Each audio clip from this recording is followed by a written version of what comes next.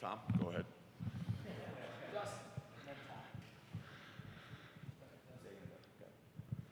We probably would have asked the same question anyway. Just after you had a chance to digest it, watch some film and everything, just what was kind of your full just evaluation of Michael's performance in the passing game in general? Yeah, a little bit inconsistent, obviously. The completion percentage wasn't what we want it to be. I thought there were some spectacular plays that Mike made, and I thought he pressed and turned the ball over too much. That's basically what happened. I thought he made some phenomenal plays, But we got to be more efficient. We're not completing the ball at a high enough rate.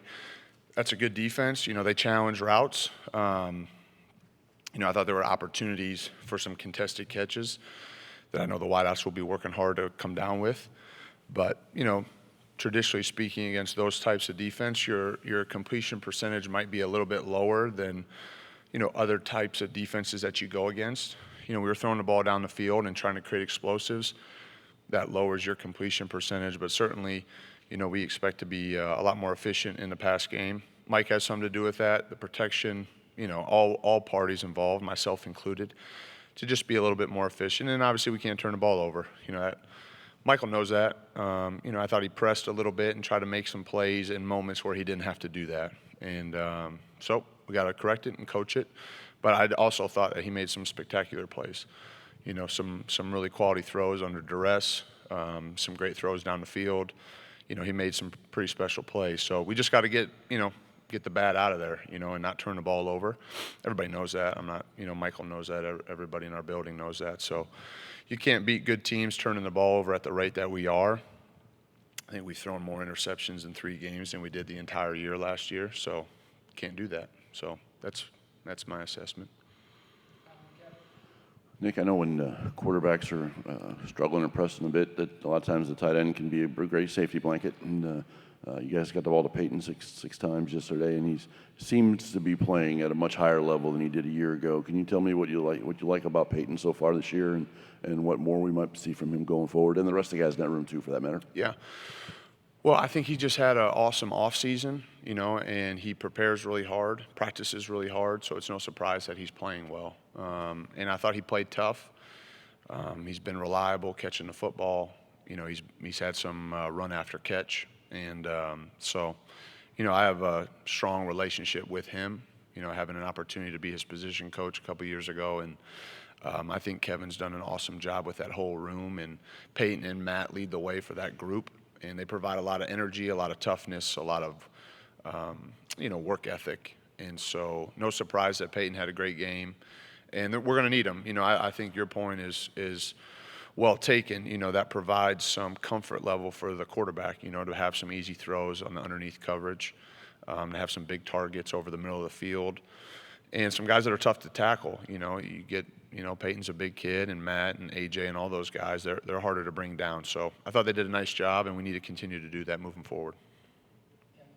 The turnovers, is this something that you're seeing at all in practice, or is this kind of just endemic to the game? And if so, how do you kind of fix it?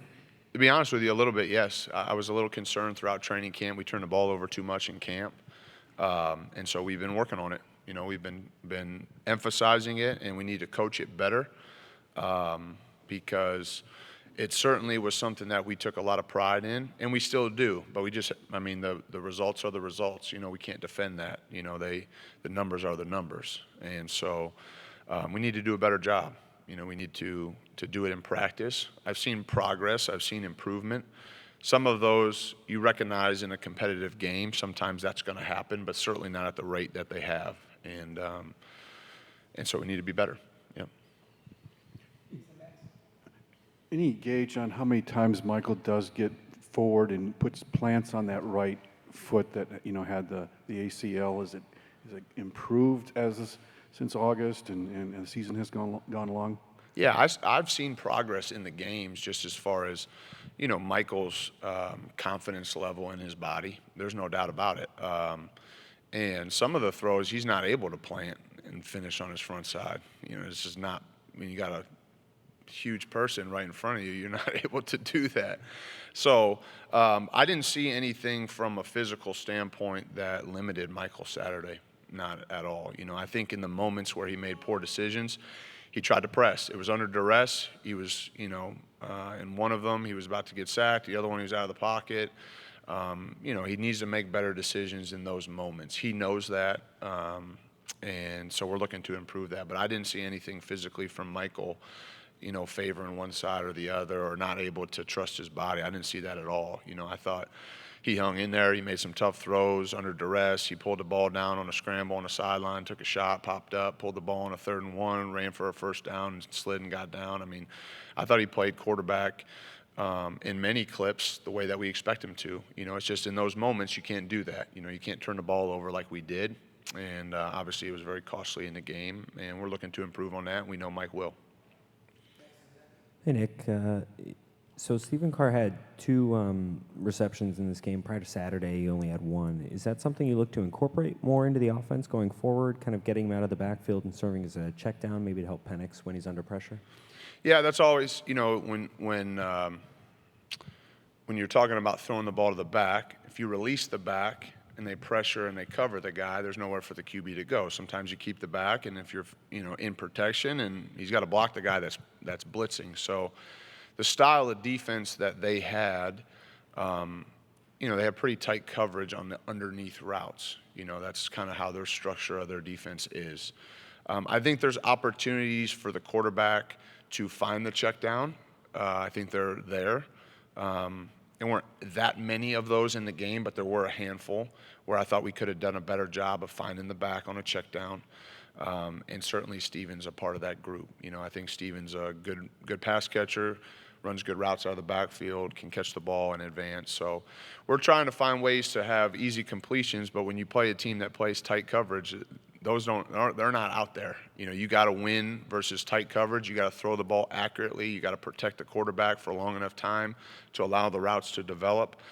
And then when you got guys on you, you got to make the play. That's just what it is in this conference, and against a team like we played Saturday, there's going to be tight coverage. And we'd love to just everybody run 5 yards, stop, turn around, and throw the ball to those guys. It doesn't always present itself that way, especially against the style of defense that we played this past week, and a lot of the styles of defense that we play. But we need to complete the ball at a higher rate.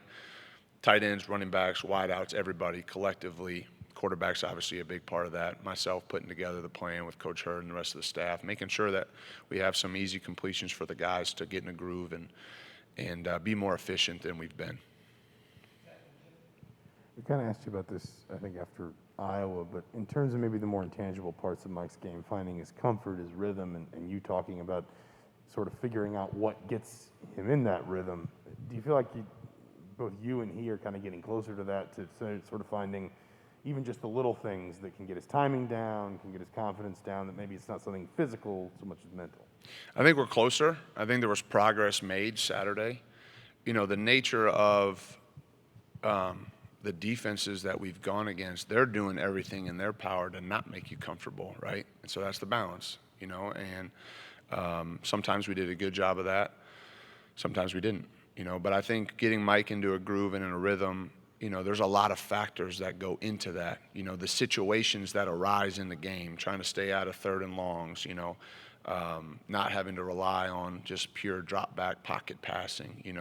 I thought we did some of that in the game on Saturday, and I thought it was helpful. I thought it provided some easier completions, and you're going to have to continue to do that. The pass rushers that we go against, the defenses that we face, they're challenging.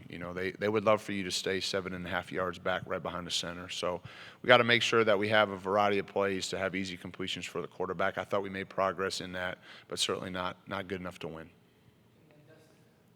Coach, it's kind of a follow-up on Michael looks better every time he runs. He seems to have more confidence. He's run, he's slid, he's done some things. You've given him plays to run. In your talks with him, and I know you're not a psychiatrist, but what is it that is not giving him the confidence to look like he has looked, he should look as a third-year guy? He doesn't seem to have that right now. And I know that you just mentioned there's a lot of things that go into it, but in third year, you would think he'd have that confidence. What is he missing? Well, I think the journey that Mike has had is definitely not typical of a third-year player. Hasn't gone through spring ball other than his first year, and so, you're talking about just the path that he's taken. And everybody has their own journey, their own timetable. I think Mike has continued to make progress each and every week. And we've also gone against some really quality opponents here in the first 3 weeks of the season. And so, we're improving each and every day. I think Mike's had a great attitude. He understands.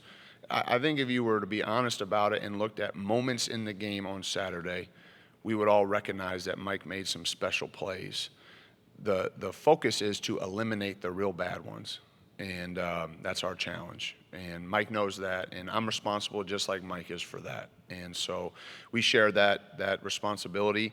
But I thought, like I said, I thought Mike made some spectacular plays Saturday, just like he has in the past. And so seeing that was encouraging. And now it's making sure that he's not pressing, not trying to do too much, letting the game kind of come to him, me putting him in better positions so that he doesn't feel like he needs to do that, and just executing and playing good, clean football. And if we do that, we feel like we're going to be right where we need to be. So we're working to improve each and every day on that.